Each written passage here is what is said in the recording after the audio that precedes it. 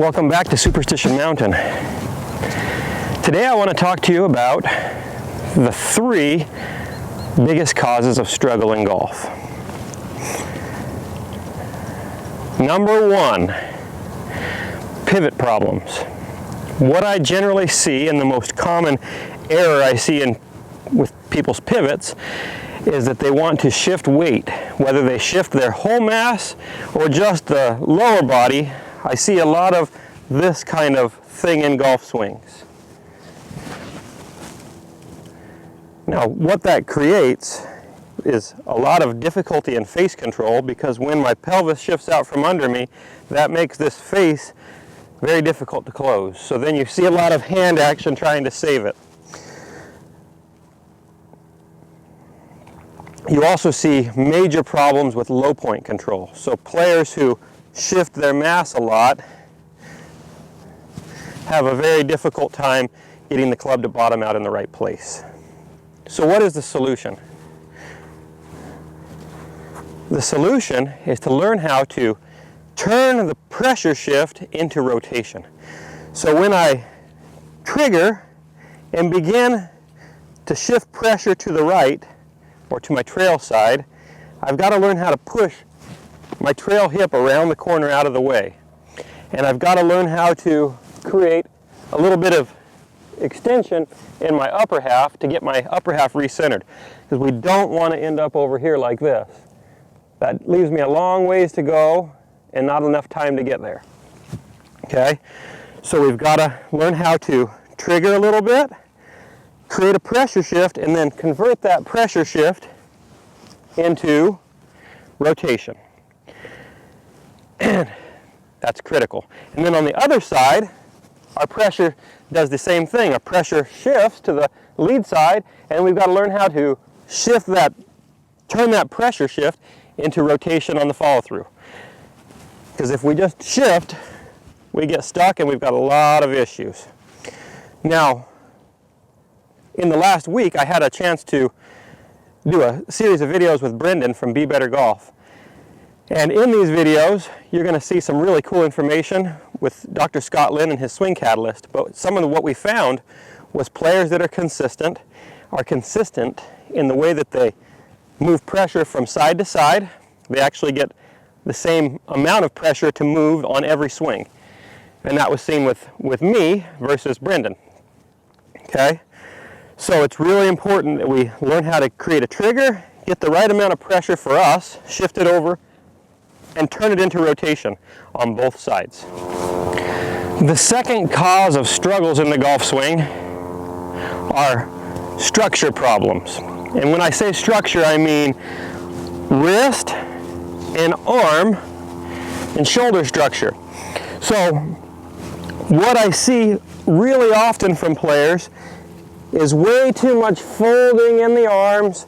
I see sometimes a lot of extension in the lead wrist, and the trail wrist bends the wrong direction. So rather than getting under and supporting the club in this way, I see a lot of times that trail wrist will go the other way.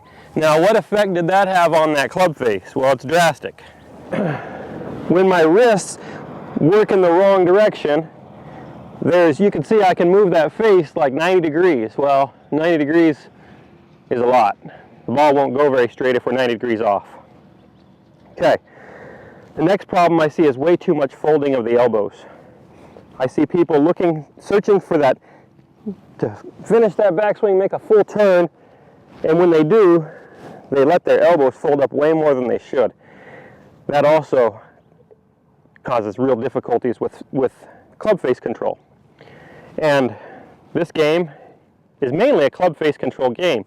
If we can control the bottom of our arc fairly decent and the face fairly decent, we can play at a fairly high level. So what we're trying to accomplish here is we're trying to get our wrist to function in the proper way. We want the hinge to happen mainly extension and flexion in our wrists. There is a little bit of radial and ulnar deviation, but we want to feel that we're mainly using extension and flexion. That flattens out the lead wrist, puts the extension in the trail wrist, helps us get the face closed enough. Okay, And then the next piece we're trying to accomplish, we don't want the trail arm to fold up more than 90 degrees. If that trail arm can stay nice and wide, we'll create a nice stable impact.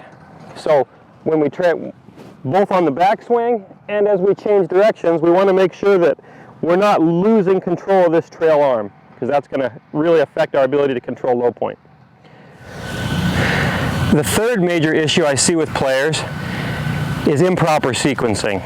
Now oftentimes that bad sequence is caused by one of the first two. So either their pivot gets off or their arm swing gets too far behind them and they have to do something to figure out how to hit the golf ball. But sometimes it doesn't. Sometimes players are actually trying to make a backswing and almost come to a stop. And then they look like they swat at it. And they try to accelerate the club in the wrong way. So what we're actually trying to do is when we go to accelerate the golf club, we want to do it in an athletic way, like we would throw something. So if I was going to throw, it's a fluid motion, and it starts from the ground or the pelvis and moves itself up through my body in a chain reaction. And so one of the things I like players to do is when they're learning how to swing a golf club is imagine they're going to throw it. So if you just took it in one hand and you make some steps, you can see when I do that, my body begins to open up, my pelvis begins to open up, and it creates kind of a whip out of my arm. The club kind of kicks back behind me and slingshots through. It's really important that we learn how to move in a way that's athletic so we can get the energy into the club head in the right order. That way we maximize it.